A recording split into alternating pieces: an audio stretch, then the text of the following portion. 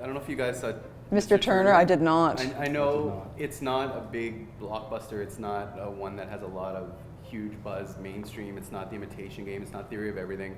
But Timothy Spall just becomes Mr. Turner in this, becomes this iconic painter. And he's so good, and he's at times repulsive, and he's at times like you just want to walk out on him because he makes you so angry because he's so mean or what have you. And other times he's so vulnerable.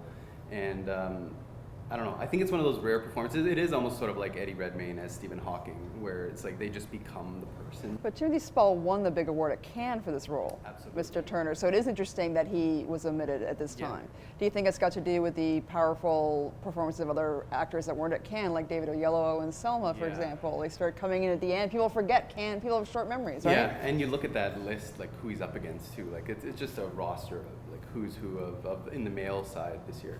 And also Mr. Turner, it doesn't have that like publicity machine behind it either, right? Like, or you haven't heard as much about it. They were saying the same though about Selma, is that they didn't send out a lot of the screeners to a lot of the different voters for different award shows. So in that sense, they're worried that Selma's going to get sort of forgotten. Yeah, forgotten as well because the voters didn't see it, or a lot of them didn't see it. But that's the thing about a lot of these award shows. Like sometimes you feel the actor or actress who really deserves the award does not even get nominated. Yeah. And particularly at the Golden Globes, you often feel like the actors and actresses that are nominated, it's basically for the star power. You know, like they want to have as many big stars walking that carpet and being in that ballroom there for the night. So sometimes you feel like somebody like Timothy Spall, like not a lot of people might have heard of him, so really he doesn't have the glam factor. That's the other thing, he's not that well known. He's not Benedict Cumberbatch exactly. or even Eddie Redmayne. Yeah. And then sometimes like Julianne Moore, who she has to win for Still Alice, but she's nominated for both both Best Actress categories, dramatic and comedy.